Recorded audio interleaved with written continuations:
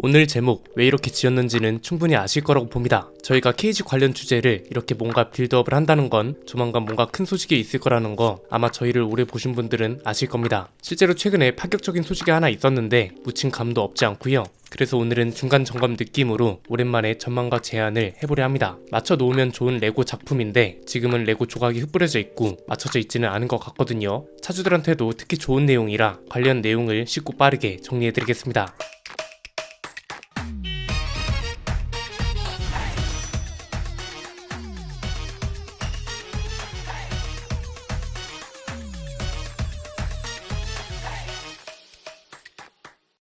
이미 기습 발표가 있었고 조만간 이런 발표가 꽤 여러 개 나올 겁니다. 약간 저는 개인적으로 어떤 느낌이냐면 서울 모빌리티쇼 시즌 때 모빌리티쇼에서 어떤 차가 나올지 미리 예고편으로 쫙 내보내드렸잖아요. 그때 반응이 진짜 폭발적이었는데 약간 그때랑 비슷한 느낌입니다. 일단 좋은 레고 조각 중 하나라고 할 수 있는 것 중 하나는 최근에 좀 뜬금없이 나온 소식 있죠. KG 모빌리티, 줄여서 KGM이 드디어 하이브리드 모델을 도입한다는 건데 사실 이렇게 큰 소식이 왜 부각이 안 됐을까 싶은 생각도 듭니다. 저희가 내보낸 영상 전후로도 기사 같은 게 많이 뜨거나 하진 않았더라고요. 이게 놀라운 이유는 뭐라고 말씀드렸나요? KGM한테 어떻게 보면 가장 기대하면서도 가장 기대하기 어려운 부분이라서 그렇죠. KGM이 지금 비아드한테 전기차 기술을 의존하는 거 말고 새로운 내연기관 기술을 개발하는 걸 기대하는 분들이 있었나요? 6기통 엔진도 힘든데 하이브리드 파워트레인은 진짜 말도 안 된다고 생각했단 말이죠. 그래서 하이브리드 모델이 없다는 게 아쉬우면서도 한편으로는 화도 좀 났었는데 이게 이제는 가능해졌다는 겁니다. 여기서 토레스뿐만 아니라 KR10이랑 F100까지 하이브리드 모델이 생긴다는 게 중요한 포인트였습니다. 이게 가능했던 이유는 협업입니다. 팀 토요타랑 비슷한 개념이라고 말씀드렸잖아요. 팀 토요타 개념은 뭔가요? 토요타 그룹이 일본의 한 자동차 회사를 인수해서 그걸 자기네 걸로 만드는 게 아니죠. 우리가 흔히 생각하는 인수합병 개념이 아니라는 게 중요하잖아요.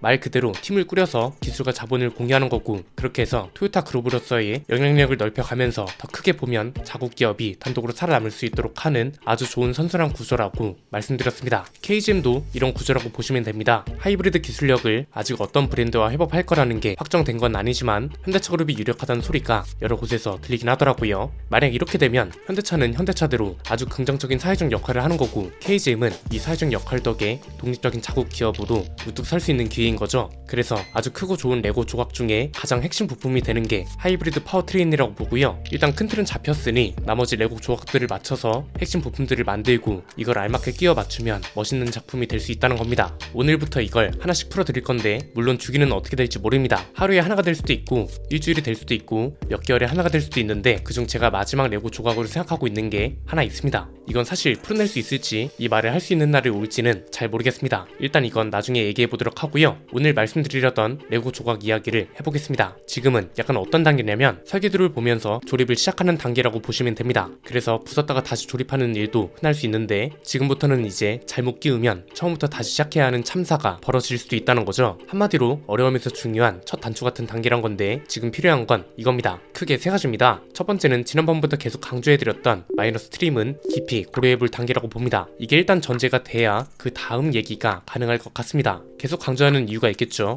근본적인 것부터 살펴보면 됩니다. 일단 지금 토리스가 안 팔리는 이유를 알아야 하고 그 다음은 이제 다른 브랜드 중에서 특정 차종으로 아주 잘 나가다가 그 뒤로 고꾸라지는 이유를 파악하면 되는 겁니다. 토리스가 안 팔리는 이유는 뭔가요? 우선 사람들이 잘 모르는 회사 내부적인 이유도 있긴 하죠. 지금 KGM이 전체적으로 내수 판매량이 감소하고 있습니다. 전년 동월 대비 43.6%나 감소했습니다. 토리스가 한창 잘 나갈 때랑 너무 비교되는 숫자고 솔직히 이것만 보면 위기입니다. 그런데도 수출은 전년 동월 대비 84.4% 성장했습니다. 그래서 이게 누계 대비 숫자로 보면 오히려 13.9% 성장한 거란 말이죠. 그래서 위기라고 하기는 애매한 그런 상황인데 사실 이건 회사 사정이고요. 소비자들은 내수랑 수출 알게 뭔가요? 국내에서 얼마나 잘 팔리는지가 중요한 거죠. 국내 판매량이 확 주저앉았다는 건 팩트입니다. 그런데 이 원인이 이제 뭐냐를 따져봤을 때 토레스는 좀 복잡한 거죠. 얘는 그냥 모델 자체만 두고 보면 사람들이 관심이 전체적으로 식었다는 게 첫 번째고 기존 차주들이 불만이 터졌다는 게 두 번째입니다. 사람들의 관심이 서울 모빌리티 쇼 시즌에 너무 몰려있었습니다. 그래서 모빌리티 쇼가 끝나니까 관심도 빠지면서 동시에 수출 물량도 잡히기 시작하고 하락세가 너무 두드러지게 된 거죠. 이 와중에 차주들 사이에서는 뭐 미러링도 된다 했다가 안 된다고 하고 짜증 섞인 소리가 나오니 구매로 이어지지가 않은 겁니다. 그런데 이런 현상이 회사 단위로도 분명 있다고 보거든요. 대표적인 게 르노코리아랑 쉐보레인데 얘네도 보면 한 차종이 잘 되다가 그 뒤로 말아먹은 케이스가 굉장히 많습니다. 여기서 마이너스 트림이 필요한 이유가 나오는 건데요. 현대차 그룹은 이게 크게 필요 없는 이유가 신차가 계속 나옵니다. 얘네는 1년에 나오는 신차만 몇 종입니다. 그런데 KGM은 많아야 반기별로 하나, 나머지 브랜드는 반기별 1년에 하나가 나오기도 힘듭니다. 그러면 그만큼 페이스리프트도 그렇고 풀체인지 주기도 길게 느껴진다는 거죠. 사람들은 신제품에 관심을 가지고 접근하는 게 당연한 거라서 관심이 식으면 당연히 제품 접근이 떨어진단 말이죠. 그렇다고 페이스리프트를 3번 4번씩 할 수도 없고 그렇게 들어가는 비용과 시간도 너무 아까우니 차라리 마이너스 트림을 추가하라 이겁니다. 왜? 요즘 가장 큰 관심사가 가격입니다. 가격을 신차인데도 내렸다고 하면 사람들의 관심이 기본적으로 2배 이상은 따라온다고요. 그러면 가격 저렴해졌다고 착한 기업 소리 듣고 관심도 평소보다 2배 이상 끌어오고 연구 개발비는 따로 안 드니까 이것만큼 좋은 전략이 없다는 겁니다.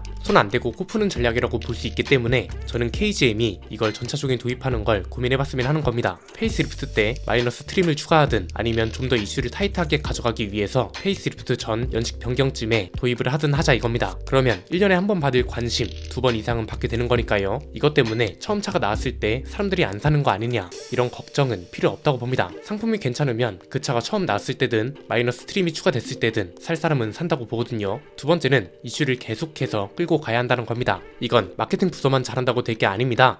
연구개발팀과 임원들의 협업이 필요한 영역인데요. 이건 현대기아차가 잘하는 것이기도 하면서도 현대기아차가 못하는 것이기도 합니다. 현대기아차가 잘하는 건 이슈를 계속해서 끌고 가는 겁니다. 왜냐면 여기는 신차가 많으니까 못하는 게 이상한 겁니다. 그런데 현대기아차가 못하는 건 뭐다? 소통이죠. 뭔가 너무 잘 나가는 정치인 같다고 해야 할까요? 정치인들이 이름을 좀 날리기 전엔 시민들하고 소통도 잘하고 대화도 좀 통하는 것처럼 하다가 어느 순간 너무 커버리면 접근조차 너무 어렵습니다. 경호 인력도 많아지고 하니까요. 이걸 어떻게 하는 게 좋을까 고민하다가 KGM도 신차가 타이트하게 많은 수준은 아니잖아요. 그런데 좋은 무기를 하나 가지고 있다는 건 확실합니다. 부족함이 무기가 된다고 보는데 여기서 중요한 건 소통만 하는 게 아니라 소통이 성장으로 이어진다는 스토리를 하나씩 만들어 갔으면 하는 겁니다. 이건 사실 지금 아니면 못합니다. 이걸 5년 뒤에도 하고 있으면 저 회사는 여태 저런 것도 못하고 뭐하냐 그럴 텐데 지금은 가능합니다. 왜냐면 아직 회생 단계라서 소비자들이 충분히 이해해줍니다. 이 얘기를 오늘 괜히 하는 게 아니라는 걸 알아주셨으면 하고요. 예를 들면 이런 겁니다. 미러링이나 헤드램프 커버 같은 거 이런 것들도 어떻게 보면 소비자들이 크게 문제 제기를 했기 때문에 개선에 돌입한 거라고 볼 수 있습니다. 소비자들 얘기를 아예 듣지 않는 회사였다면 시도조차 안 했겠죠. 이게 선순환 구조로 이어지도록 하기 좋은 이유가 어떤 문제가 발생해요. 이걸 소비자들이 문제 제기를 합니다. 그럼 회사는 이 얘기를 듣고 빠르게 판단을 하는 거죠. 우리가 개선할 수 있는 영역인지 그 다음에 사과를 하는 겁니다. 이러이러한 문제로 불편을 끼쳐드려 죄송합니다. 최대한 빠르게 조치하여 차주들 불편을 최소화하겠습니다. 이러면 일단 시간도 충분히 벌 수 있으면서 이 회사는 고객들한테 사과도 할 줄 알고 심지어 직접 개선까지 해주는구나. 괜찮은데 이런 이미지까지 가져갑니다. 이게 조금 시간이 지나서 실제 개선품이 등장하면 소비자들도 뿌듯하고 회사 입장에선 제품이 더 완벽해지는 거죠. 이런 걸 남들은 페이스리프트나 연식 변경으로 이슈를 끌고 가는 것처럼 꾸준히 내보내주면 좋은 이슈가 끊이질 않는 거라서 그만큼 신차 효과도 오래 끌고 갈 수 있다고 봅니다. 토레스 판매량이 주춤한 이유가 중간에 이런 게 살짝 끊겨서 그런 것도 없지 않으니까요. 세 번째는 중간에 갑자기 이상한 판단이 빠지지 않았으면 합니다. 르노코리아가 굉장히 못하는 것 중 하나인데요. 대표적인 게 토레스 밴 모델 추가되잖아요. 이거 괜히 차박이다 캠핑이다 이런 키워드로 홍보하지 않았으면 합니다. 물론 개인 인플루언서나 기자들이 그런 걸 강조할 수도 있는데 KGM 자체적으로는 그러지 말자는 거죠. 세상에 화물 밴을 가지고 캠핑하고 차박하는 사람이 어딨나요? 화물 밴이면 그 차가 화물차로서 얼마나 매력적인지를 어필해야지. 이건 냉장고를 가지고 와서 세탁을 얼마나 잘하는지 홍보하는 거잖아요. 르노코리아 여론이 지금 굉장히 안 좋은 이유가 이런 게 연속적으로 나왔습니다. QM6 퀘스트 홍보할 때 이렇게 차박이랑 캠핑을 강조한 이유로 월 판매량이 더 떨어졌죠. 그리고 최근에 가성비 전략을 내세운다면서 정작 진짜 내려야 할 가격은 안 내렸잖아요. 오히려 가장 비싼 최상위 트림을 추가하면서 가성비 전략이라고 홍보하고 있습니다. 이러니까 차가 잘 팔리겠어요? 프랑스 감성이라 제가 이해를 못하는 건가요? XM3 판매량을 보면 답 나오지 않나요? 그래서 오늘 말씀드린 세 가지 레고 조각만 잘 맞춰도 일단 가장 중요한 핵심 부품 하나는 완성이라고 봅니다. 신차 이슈를 지속적으로 끌고 가면서 소비자들이 좋아하거나 관심 가질 만한 이슈도 계속해서 언급을 해주면서 케어받고 있다는 느낌을 준다면 신차가 현대기아차만큼 자주 있지 않아도 충분히 성장세를 유지해갈 수 있다는 겁니다. 곧 좋은 이야기가 있을 겁니다. 그리고 기대 이상일 거라고 장담합니다. 오늘 내용은 여기까지입니다. 내용이 유익하셨다면 구독과 좋아요 알림 설정 부탁드립니다. 지금까지 저는 안피디였습니다. 감사합니다.